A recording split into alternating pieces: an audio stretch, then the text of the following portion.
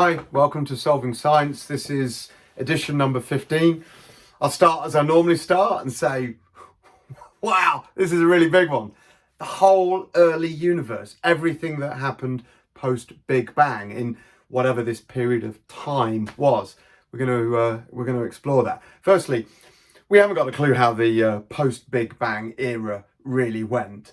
The current assumptions are literally ridiculous. As an engineer, I call out a massive problem.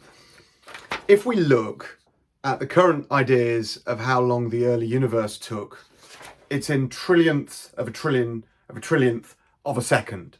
So some of the periods that we have to go through, and these are nuclear phase transitional periods of the material post-Big Bang, we think the inflationary period took 10 to the minus 36 seconds. That's 0.000000032 zeros of a second. Okay, ridiculously, infinitesimally small, incomprehensibly small periods of time. And we actually think we made it through the Planck regime, the inflationary epoch, reheating, electroweak symmetry breaking epoch, the quark epoch, the hadron epoch, to the lepton epoch, to Big Bang nucleosynthesis within 10 seconds. Okay, but most of those took tiny fractions of a second.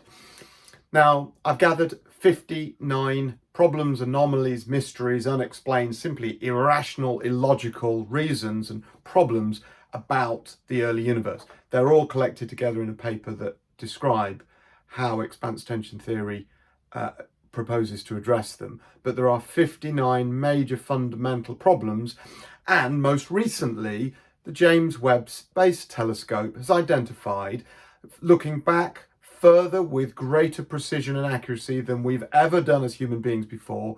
We look back as far as we possibly can, and we see supermassive organized structure formation. We see galaxies, spiral galaxies, which have obviously the result of star formation and planetary formations, creating spiral galaxies within a few 100,000 years of the Big Bang. We also see supermassive black holes, which obviously have suffered the clumping of matter, an evolutionary process. And these things, again, we look so far back in time and they simply have not had time to evolve to that stage. Now, the list of problems are the horizon problem, the flatness problem, the matter-antimatter asymmetry problem, the lithium-7 problem. Okay, so predictions say lithium-7 is too abundant in the early universe. Simply, there isn't the amount of time for the breakdown of, is it beryllium-3, which is a nuclear decay process. So again, the current BBN, Big Bang nucleosynthesis, overpredicts the amount of lithium-7 because there simply isn't enough time. So the entire early universe is in chaos. James Webb Space Telescope confirms that. So what can we do about it? Well, what if we listen to Albert Einstein? Because he had a thing to say about time. And the problem here is time. See, these suggestions of time are using something called coordinate time. Okay, standard unit sets of time, unmoving, unflinching periods of standard coordinate time.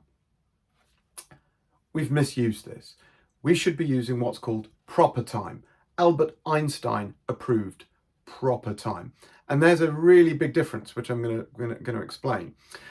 Go and watch the Christopher Nolan film Interstellar, which is seen as being accurate. Okay, Matthew McConaughey travels to a really high dense mass planet. He lands, and as the music is playing in the background, each one of those ticks in the music is an hour on Earth. He eventually gets back to Earth, where his daughter is about a 90-year-old decrepit woman in bed. Okay, so time dilation, time slowed for Matthew McConaughey's character because he was against high dense mass. Now, the only difference between Interstellar and the early universe is the density at the early universe was trillions of times more dense. okay, far more dense than compact objects, pulsars, and even the interior cores of black holes. Okay, huge, immense, ultra-dense region immediately after the Big Bang. And Albert Einstein simply says time is proportional to the temporal separation resistance. Let's talk about that.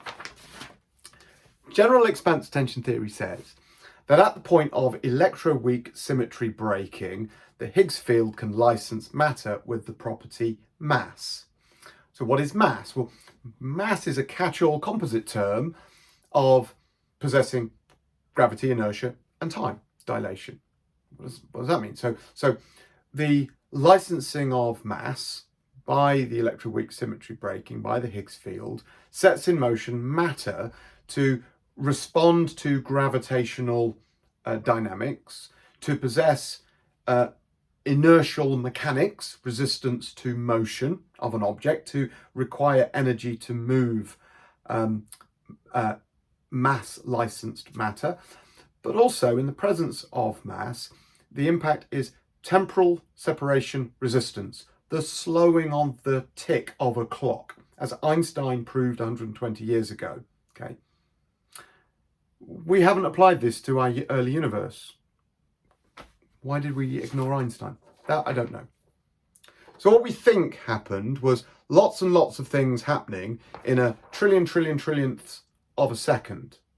Now, expanse tension theory says, that gravity, inertia, and time are the orthogonal emergence of electroweak symmetry breaking. They are projections that we experience because of electroweak symmetry breaking.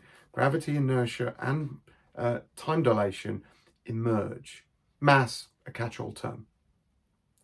Before electroweak symmetry breaking, and there's agreement on when that happened. There's agreement that electroweak symmetry breaking took place at a period of time along the journey at 10 to the minus 12 seconds. Before electroweak symmetry breaking, I propose there was no proper time.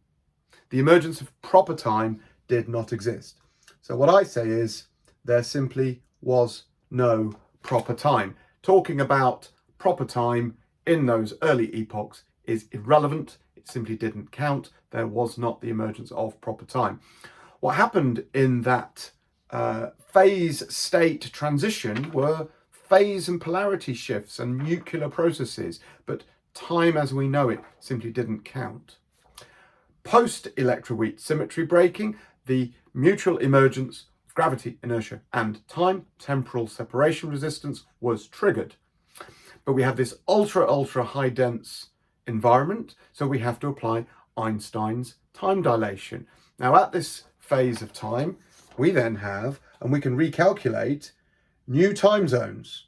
Okay, now let's go through what happened post-electroweak symmetry breaking. The quark epoch, currently believed to have taken 10 to the minus 6 seconds, as in 0.00006 of a second.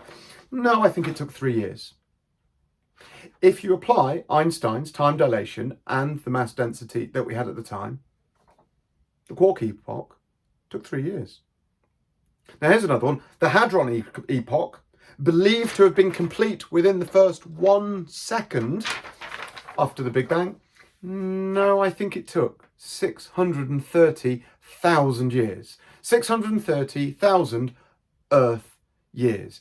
Because the ultra-dense environment of that period of time slowed the tick of proper time, giving us 630,000 years of evolution of the universe. The lepton epoch, believed to have taken between 1 and 10 seconds, took 3 days. Remember, densities falling. Big Bang nucleosynthesis took 7 months, not 20 minutes. Okay. Current standard model of cosmology says 20 minutes. I say 7 months.